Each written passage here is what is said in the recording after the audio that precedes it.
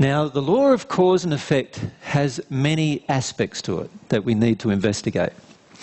And one of the aspects that we need to investigate is how do we go about addressing the effects of certain things? For example, on the previous comment that I made, I suggested to you that the soul controls every accident that happens to this body. Controls every accident that happens to this body. So you walk along, stub your toe, soul controlled that. You walk along past a bush, there happens to be a little prickle on the side of the bush, you scrape across and you get a little scrape across your skin. Your soul controlled that. You're out playing footy or basketball and the ball drops on your nose. The soul controlled that. Right?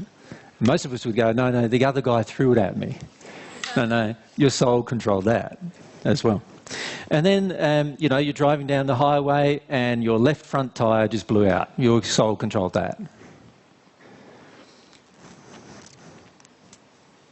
That's what I'm suggesting, basically.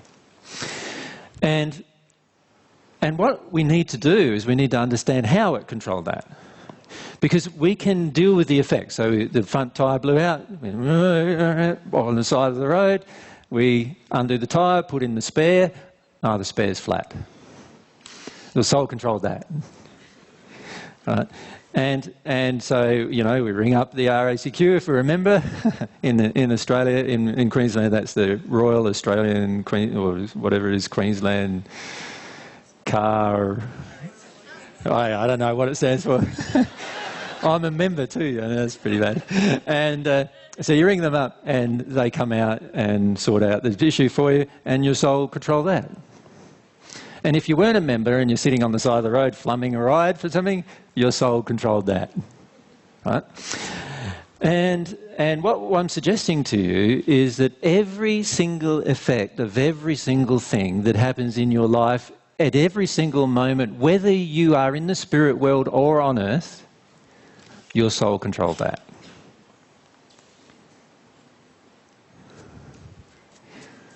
Right? So is that quite an interesting idea, isn't it? That soul controls all of these things. Now, how does that relate to the law of cause and effect? Well, the law of cause and effect also has this side point to it, which is very important to understand, and that is this. That if I attempt to fix the effect, I will automatically be creating another effect.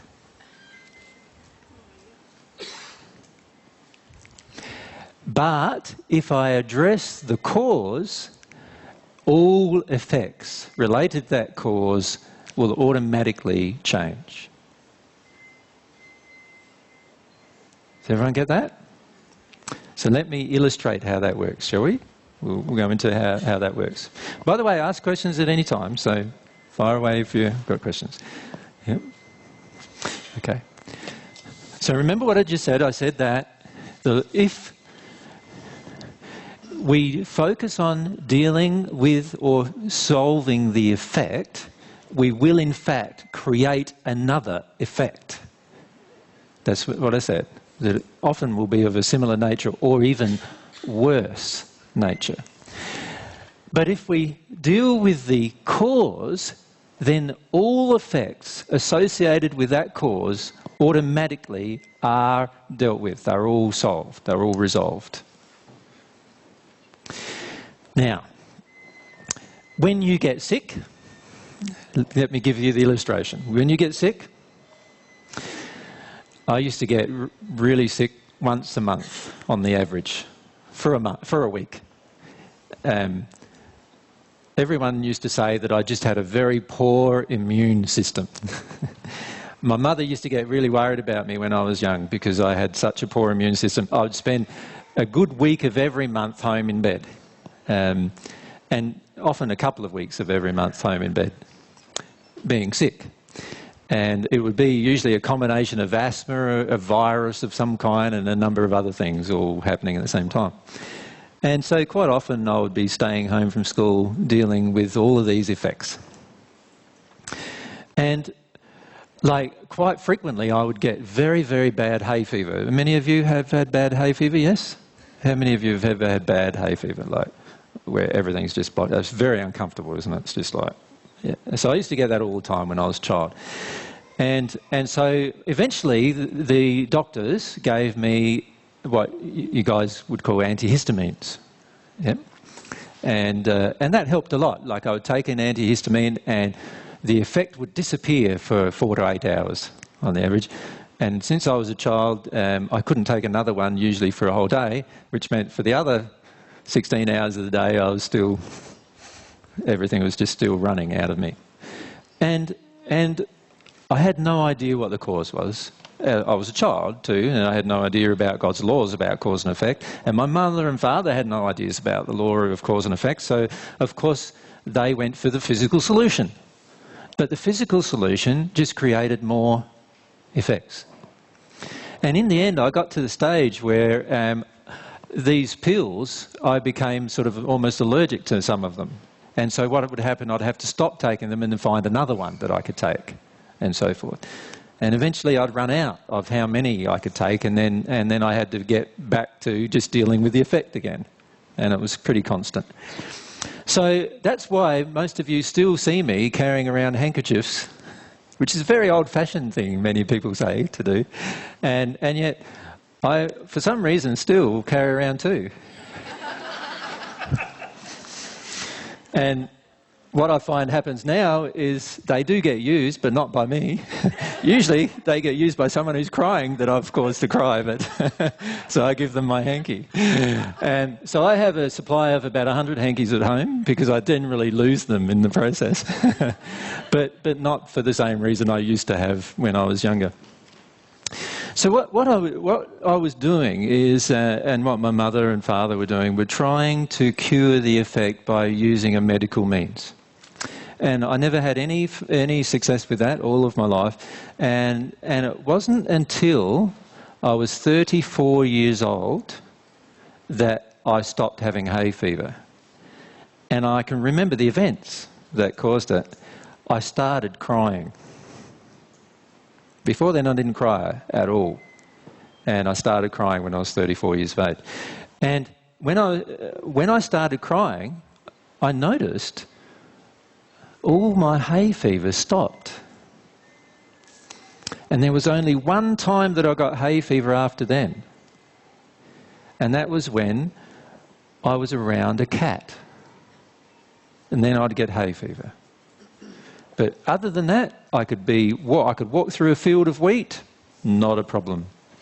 Before then, if I walked through a field of wheat, I'd be hospitalised, usually for a couple of days, with all of the different effects of doing so. And on a number of occasions, I nearly died before I got to hospital, walking through a field of wheat. And then after 34 years of age, I could walk through a field of wheat, I could run through a field of wheat and not be affected at all, because I started crying. And that made me realise, yeah, the hay fever is about the crying. It's about the suppression of my grief. And I started to put these kind of things together. And so, but there was still this problem where it was the cat, you know, every time I was around the cat, bang, it would start again. And it was only when I was about 38 years of age that I sorted that out. And what happened there was, probably even 40. I was about 40 actually when I sorted that out. And what happened there was I realised the relationship between my father's emotions towards cats and my emotions with my father. And once I realised there was these relationships going on where my father disliked cats, and he used to get quite angry with cats. In fact, what my father does, and I'm sure he'd be fine me mentioning it actually, but he used to have a .22 rifle. I don't know if he still has, but he used to have a .22 rifle, and he used to watch for the cats outside the yard passing through his yard. And any cat that passed through his yard, he would shoot and bury it in the backyard. Doesn't matter whether it was somebody's pet or anything like that, it would get shot and buried in the backyard. And it took me back to an event when I was a child, actually, this emotion. An event that happened when I was about, would have been about 8 years of age, maybe about 7 to 8 years of age. There was a friend of ours that had 38 cats in their house. Now, you can imagine it was a pretty messy house. And my father offered to sort the problem out for them. And his solution was to shoot them all, which he did. And I helped him. I helped him by, I dug the hole and buried them all. It was a great big hole. I remember it was about 4 feet square, about 3 or 4 feet deep, and we just threw all the cats into the hole and buried them. And it took me back to that event and a lot of grief about that event. And once I released the grief and fear about that event, no more hay fever with cats. So that was gone. Now, what I'm illustrating by that experience is that we can deal with the effect by taking pills, all these kind of things. That's fine. That's up to you to do that. It's, you know, it's your health and your life. You do what you want. However, it cannot permanently address the problem.